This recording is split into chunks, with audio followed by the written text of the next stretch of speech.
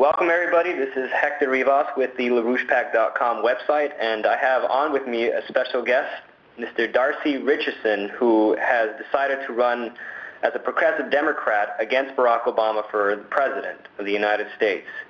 Welcome, Darcy. Well, it's nice to be here, Hector. Thank you for inviting me, and hello to the LaRouche Pack audience. I'm happy to be here.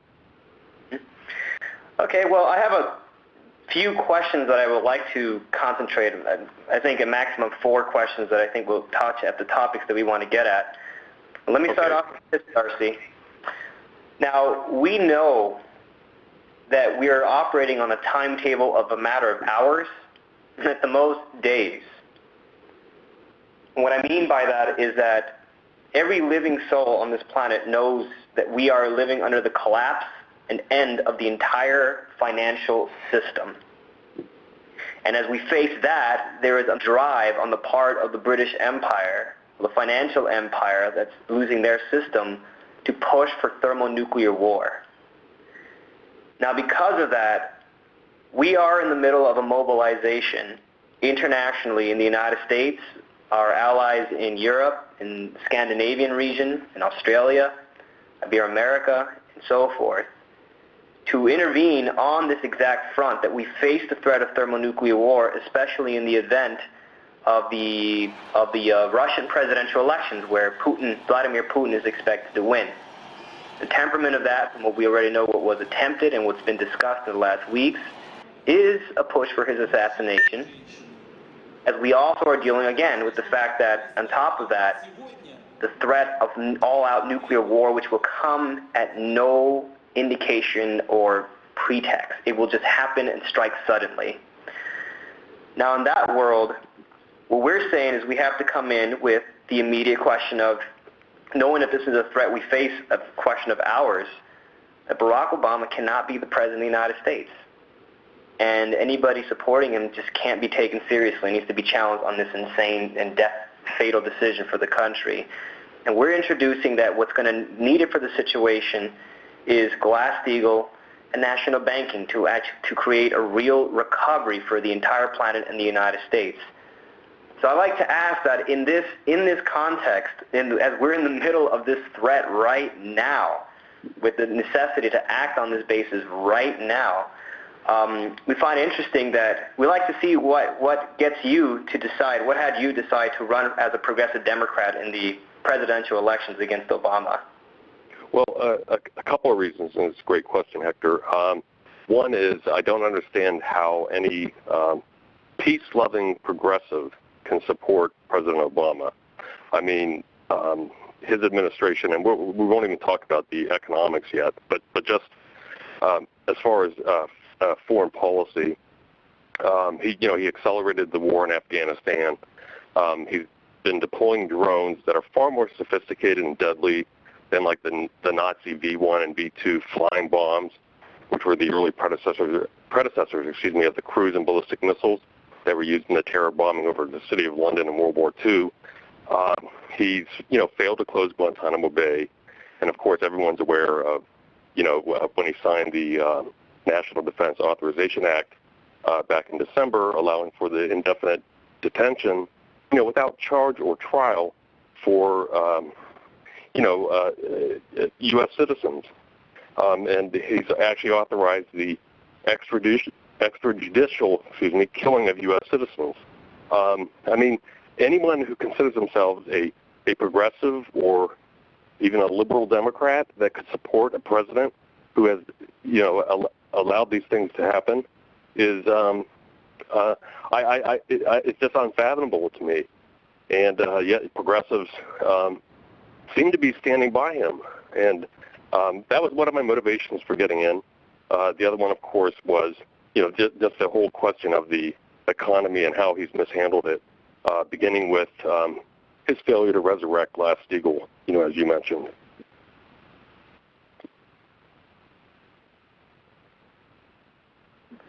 Well, I think what I like to ask then is that you might be familiar with the fact that, and I'll get to a certain other question I did want to ask, but let me put this out first since you put it on the table, because that is the case.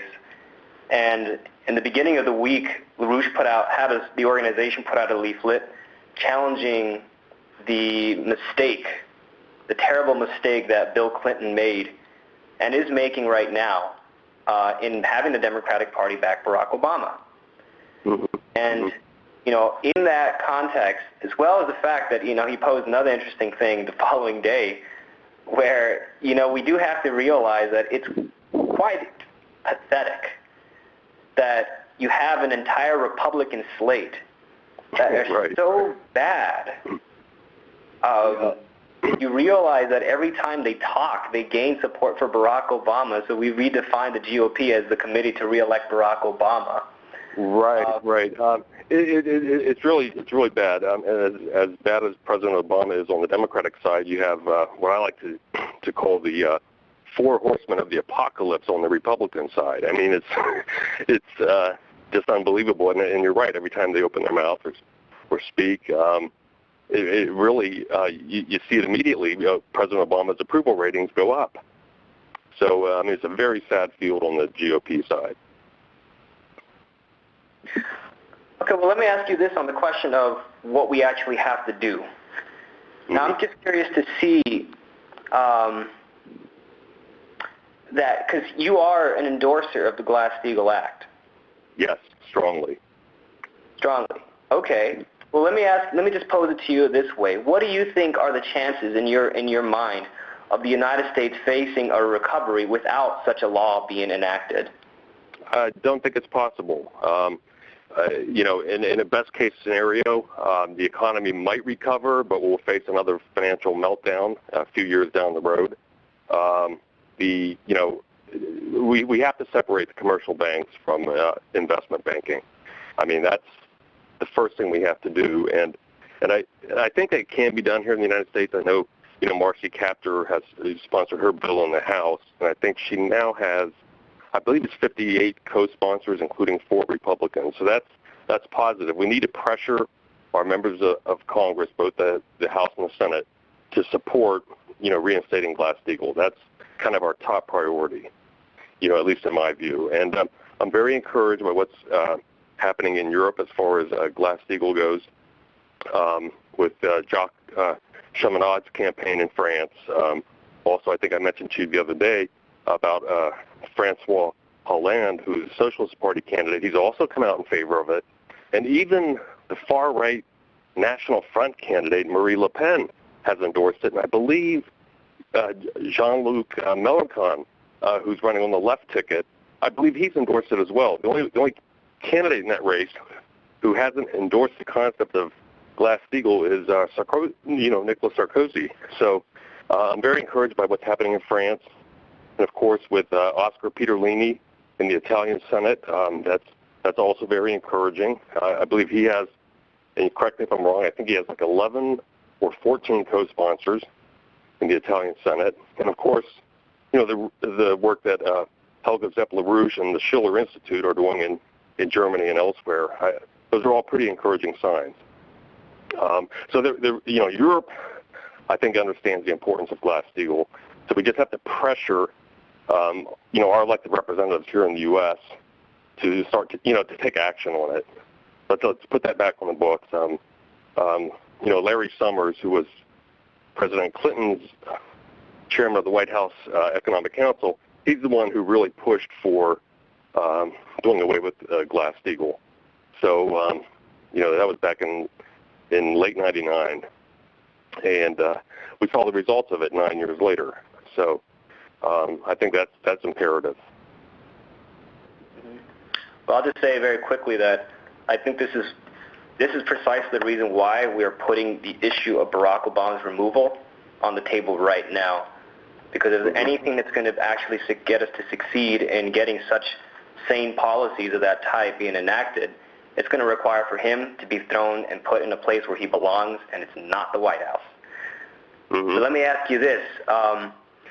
Now, with Glass-Steagall, I'd like to see in your mind, what is it that you see that this Glass-Steagall will enable the nation to do exactly? You indicated before our concept of, or at least what we've discussed in terms of national banking. But But national banking to do what exactly? And okay. Go ahead. Oh, I'm sorry. The whole idea of a national banking system or credit system, it could be, a third national bank of the United States, which would, allow the U.S. government to provide credit rather than the private banks. I know a number of people have suggested, and I endorse the concept of nationalizing the Federal Reserve, which is really, a quasi-government, but it's really a private banking system. And I think controlling the money supply should be done, by the citizens of this country. And so I think Mr. LaRouche and Mr. Webster Tarpley and some others have the right idea that we should really nationalize the Federal Reserve and create the third bank of the United States.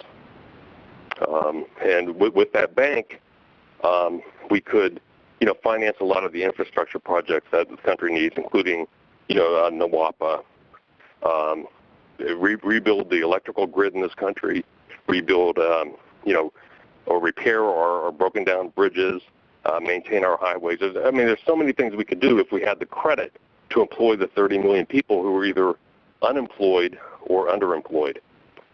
We definitely need an FDR type Democrat in the White House, and Barack Obama is anything but that. He's a center right.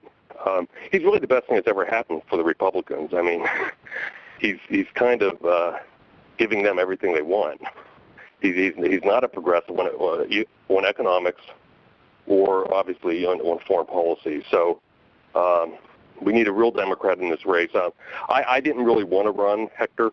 I had hoped that somebody else, a better known, Democrat, would enter the fray, someone of national stature and credibility.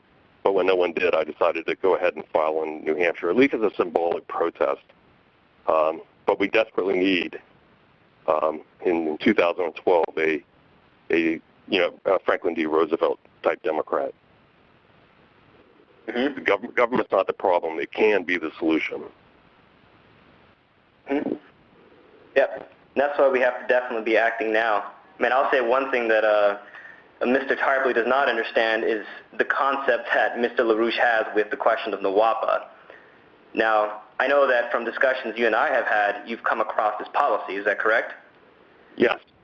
Mm-hmm. Yeah, I'd like to see, because we've put out a very clear idea here that's intimately connected with the imperative of mankind needing to go to space. Because we're talking about here more than just the water project. We're talking about mankind taking control of governing the biosphere for life, engineering life in a sense, in the scientific sense. And I'd like to see, out of curiosity, how is it that you picked this up and what you see would be the transformations that this policy would have in the nation, since you yourself have picked this up yourself. Well, I'm supportive of, funding the space program. I'm not sure if I would go as far yet on the, colonization of the moon and eventually man getting to Mars. It's something, long term over, a century and a half or something that I would definitely support. I don't know if it's not really an issue that I've spoken about during the campaign. I am reading as much literature about it as I can, and I'm intrigued by the idea. And I think it would be also a great, it would be great for our infrastructure as far as spending and employing people. I have a couple relatives, a couple cousins who worked until recently for, NASA. They've, obviously been let go, but so I'm kind of sympathetic, to the space program to begin with, and definitely would, support spending, in that area. So I know that, on the LaRouche PAC, I've seen a couple of videos where I guess the basement team were talking about, at some point being able to send a man to Mars in a week. I think that's, pretty far off, but it's a direction that maybe we should be moving in. I think science is important. So I do have one final question for you, to just draw back to what we brought up in the beginning. Mm-hmm. To highlight this again, by the time people hear this interview, we're likely to be living in the world where Vladimir Putin will be the president of Russia. Mm-hmm. And as I said before, if you look at type of discussion that's been published in places, for example, in Foreign Policy magazine. And the actual events that we saw coming out around Ukraine, I believe Tuesday of this past week, there is a temperament to have this man killed, as well as there is the temperament of the same class, when you just look into this a little bit, to push for nuclear war without any warning. And knowing that that's the world we live in, that we're in and we're going to be in coming this Monday and tomorrow, I'd like to see, what do you think that we, in that situation, needs to be done? What is it that we need to be doing to prepare to actually make the best of the United States in a world where we have a willing Vladimir Putin who wants to work with the United States, as we saw his what he tried to conduct at the Kennebunkport